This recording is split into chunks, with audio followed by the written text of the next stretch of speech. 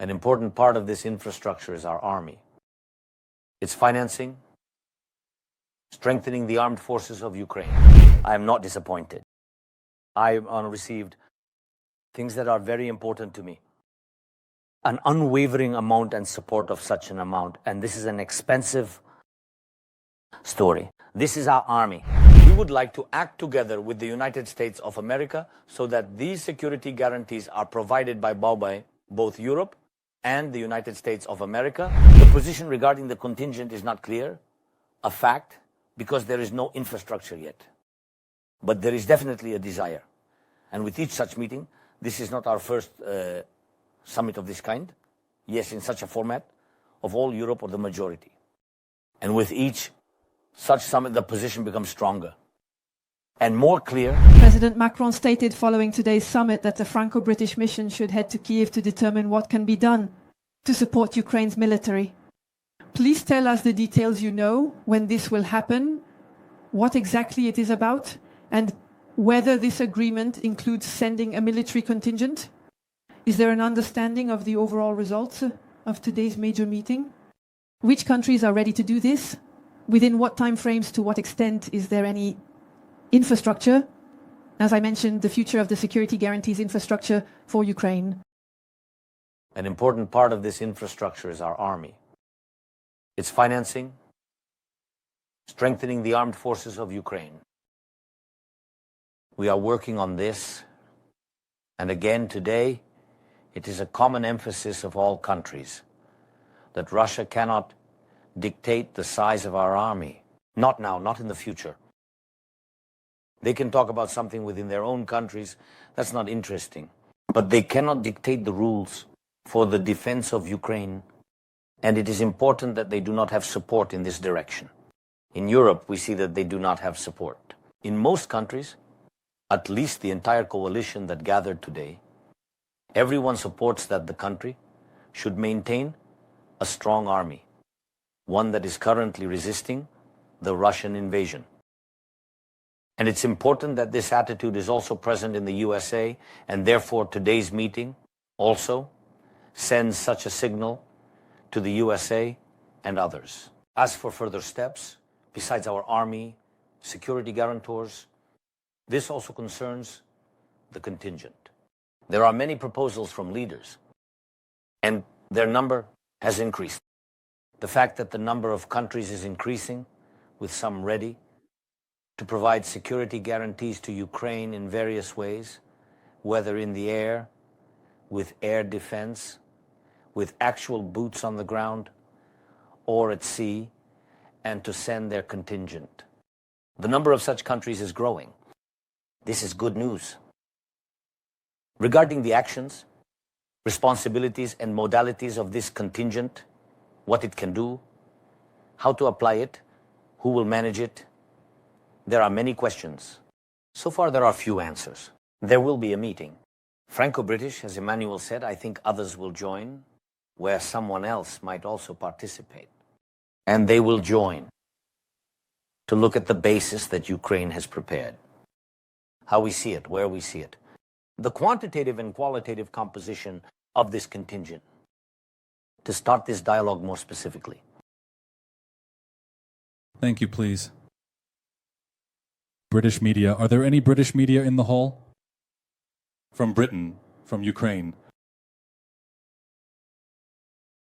Okay, that's even better. Good afternoon. My name is Katerina Portera. I'm with the New York Times. I will ask, you said today in your television interview with many different public television stations from across Europe that what you really wish to achieve today is a more solid commitment from this coalition regarding what you are deciding within the framework of security guarantees. It seems you did not get that today. Are you not deciding? I am not disappointed. I have received things that are very important to me. An unwavering amount and support of such an amount. And this is an expensive story. This is our army. And support now. And after the end of the war, and this is important. Further, I am very pleased that now, and again later, We will invest with partners in Ukrainian drone production, electronic warfare systems, air defense, and other technological things. I won't talk about them yet, missiles, drones, etc. It is very important to me that this will be carried out not only now, but also later, after the war. Further, a very important signal for me is that we will open drone production sites, not only in Ukraine, but this is after the war. And this is also very important for us. This is the guarantee of expanding this technological process. Next, what is important are the sanctions. After what is happening in the world, after the signals we heard with you in Saudi Arabia, or from that direction, yes, regarding sanctions and the possible lifting of them. And those are very dangerous signals today. Everyone confirmed that none of the partners, at least those present, intend to lift the sanctions. On the contrary, we emphasize the continuation and new packages regarding the contingent. I just believe that many leaders have their own vision. It's honest, it's true, honestly. There are leaders who say we must not forget about NATO, and we agree with them here. The simplest infrastructure, the most understandable, and again, sorry that, I repeat, the cheapest structure. Instead of building an entire infrastructure in Ukraine, there is a clear security infrastructure like NATO already built. But we have what we have. For now, this issue regarding NATO is still not very active. But there are leaders who constantly support this direction. There are leaders who say that there can be security guarantees instead of what is there. Boom, boom, boom. In some other states, when there is aggression, the appropriate circle of countries gets involved, but they get involved with all their forces immediately. I also don't want to go into details. It's too early for that. And there is a basis which is based on the Ukrainian army and the contingent present in Ukraine, in the sky, at sea, on the battlefield, as they say, on the ground. And we believe that Ukraine will propose an algorithm for dialogue. I think this will happen in the next 7 to 10 days with the meeting that President Macron has already in principle announced. My first question was about your optimism regarding the ability of the United States to provide the Europeans with air support that the Europeans are requesting in case of the presence of forces on your territory. Thank you. Firstly, we would like to act together with the United States of America so that these security guarantees are provided by both Europe and the United States of America and us all. And I constantly emphasize this. And also, the presence of the USA influences the number of European partners. We will have more contingents if the USA supports us. And what will the United States of America be ready to provide? I do not have an answer to this question because we have not discussed this with them yet. For me, it is important, and I discussed this with Trump, with President Trump. I told him that air defense systems are important for us, but not a one-time solution, rather a permanent, fully operational system for the total 100% protection of Ukrainian airspace. We are talking about a high quality and quantitative component, primarily consisting of Patriot systems, NASAMS, and other systems. And such a presence of the United States of America, for example, is very important. And I believe that these are also security guarantees. And also the air fleet. Yes, we discussed this with our European colleagues. But regarding the United States of America, we have not yet raised this issue with them specifically in detail. You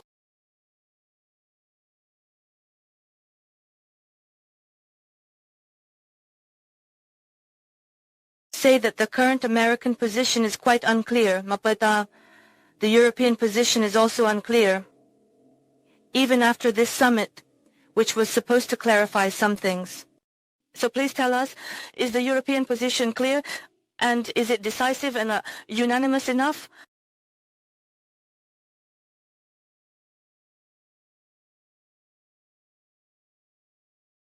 Today, the European position was unanimous.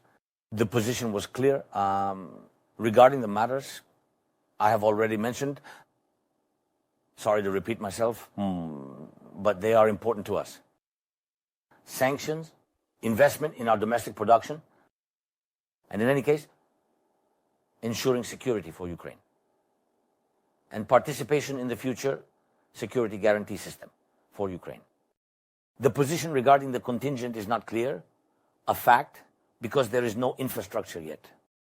But there is definitely a desire. And with each such meeting, this is not our first summit of this kind, yes, in such a format, of all Europe or the majority. And with each such summit, the position becomes stronger and more clear. For example, I think an important point, we haven't talked about it today yet. The Ukrainian position is very clear that Europe must be at the negotiating table regarding the end of the war. Absolutely.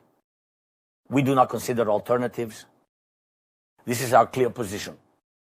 Europe is very large, and it must have clear representation at this table of victories. Today, all of us, partners in Europe, have agreed that Europe will be represented by France and Britain, Macron and Starmer. I believe this is also important. This is a clear position. And we want to convey this signal to all other partners, certainly to the United States of America. And I think that each of these summits, each of these meetings, will more clearly show us our next steps.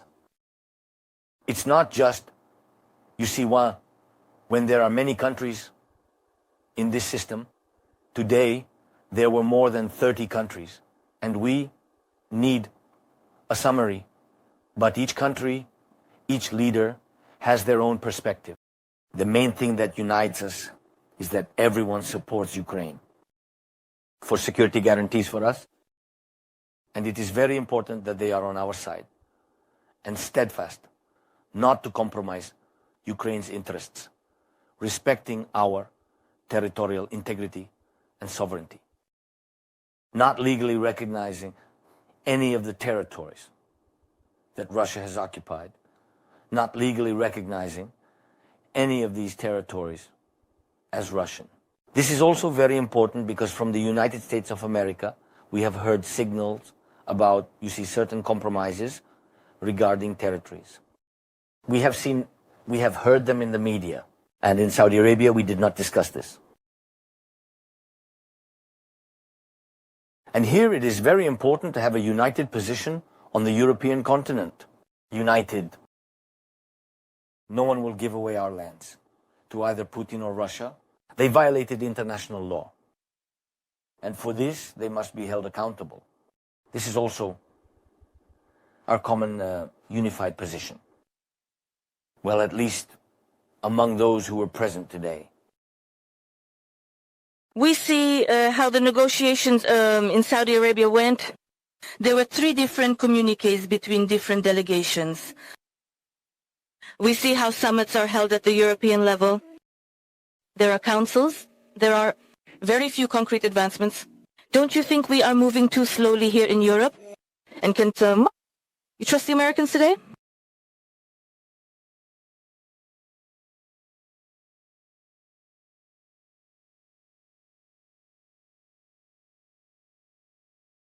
Compared to a country that is at war, the whole world lives very leisurely.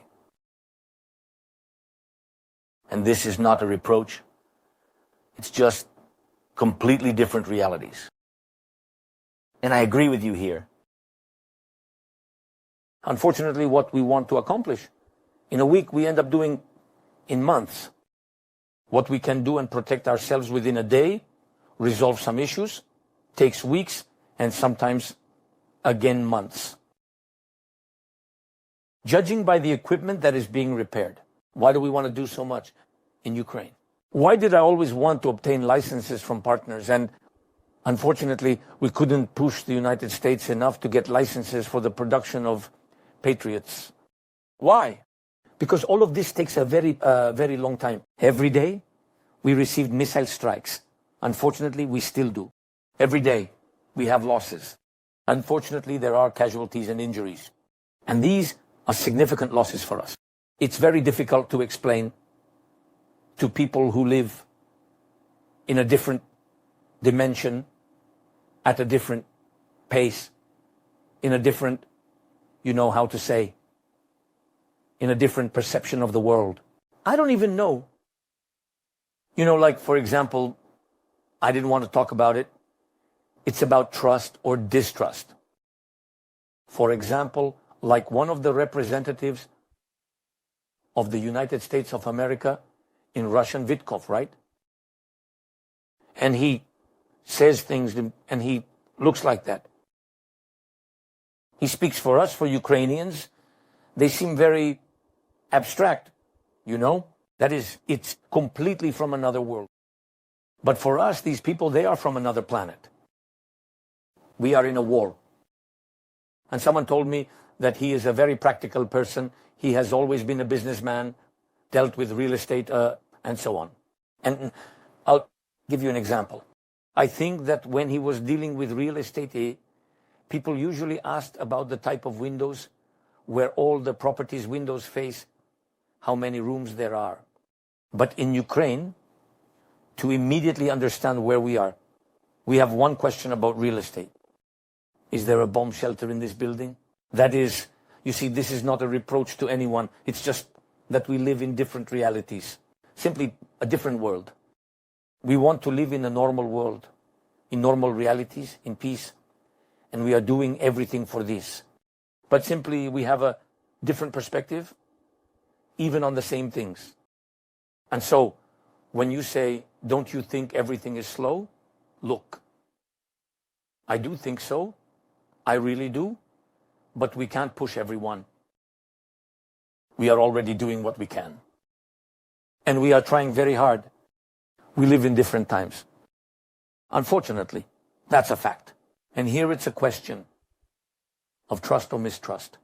The question is, with the United States of America as our partners, Europe will be safer today.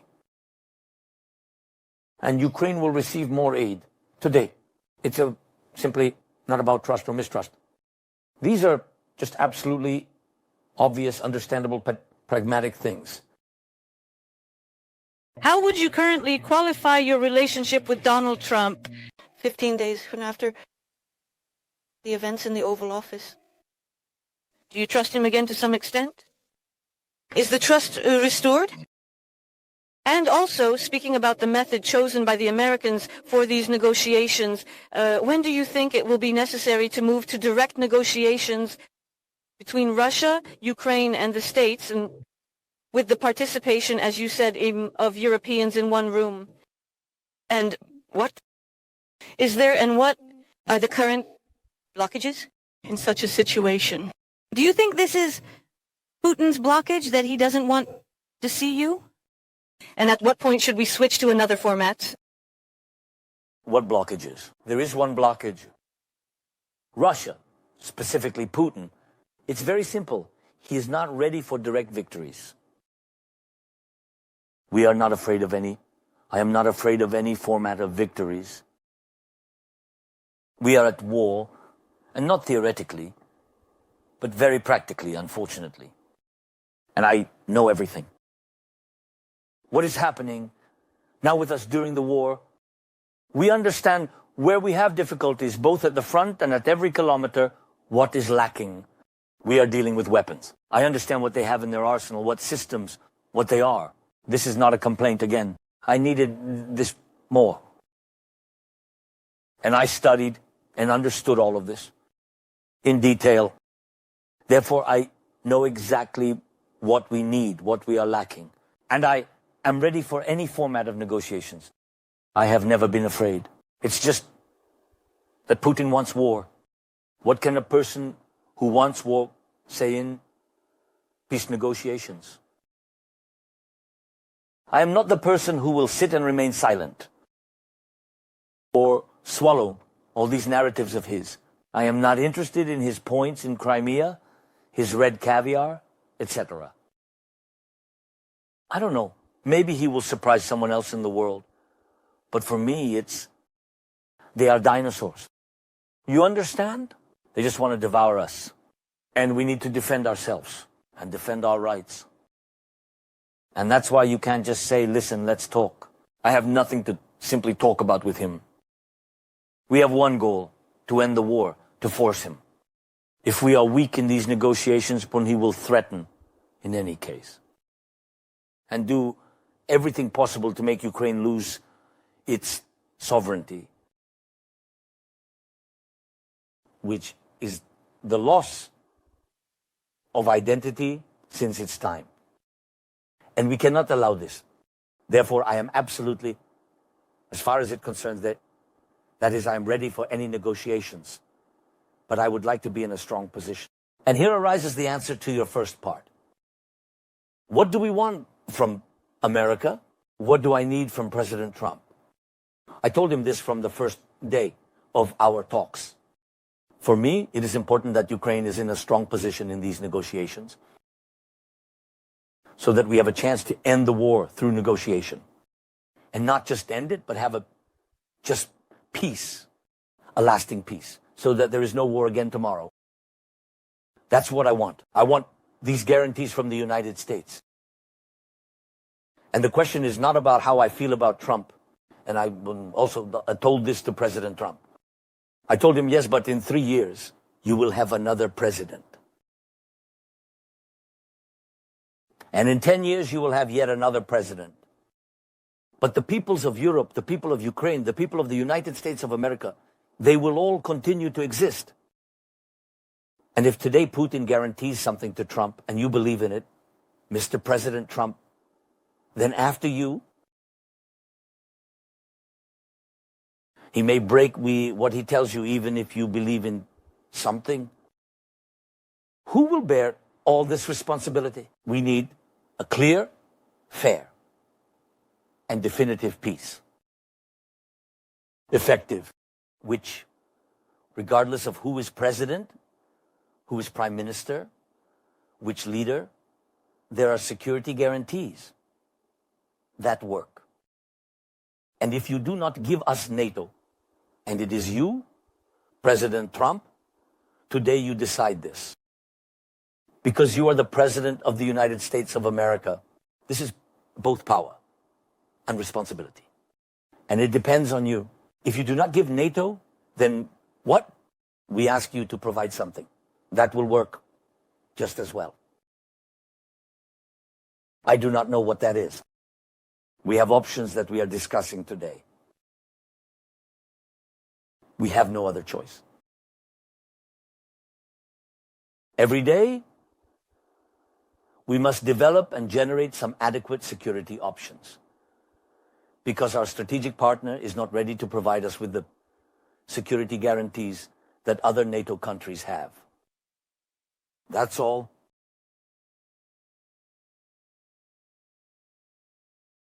And if the Russians violate any agreements and America responds effectively, then we all trust America and trust the president. But if they violate and nothing happens to them and nothing is done and there are no sanctions, on the contrary, people discuss easing the sanctions. Then the question is not about trust. The question is about something entirely different. Reuters International News Agency,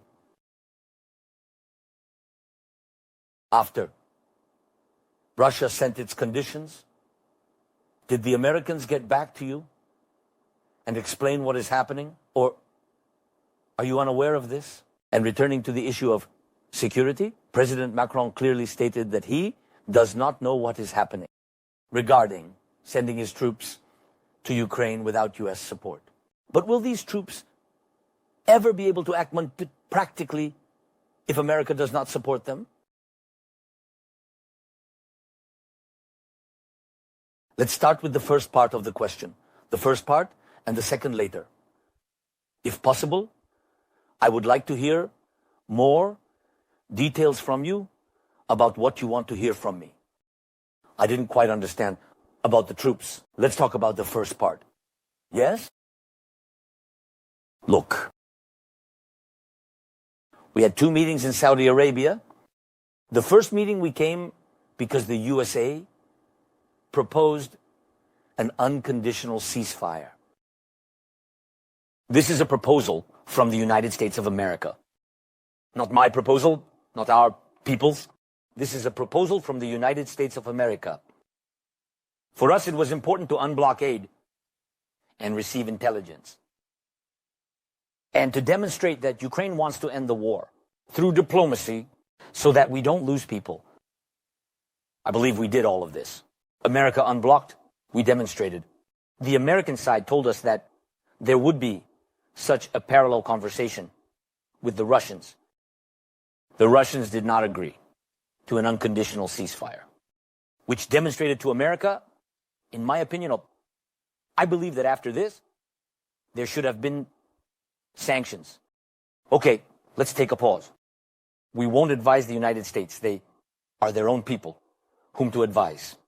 However, nevertheless, the Russians did not agree to this.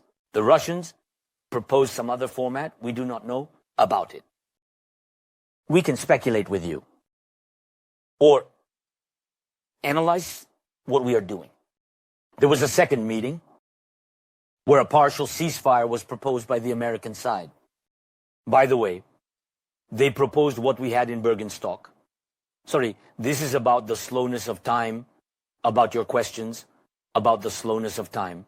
By the way, silence in the sky, silence at sea, and the exchange of people and the return of children, such a decision was made regarding the peace formula in Bergenstock, Switzerland, a year and a half ago.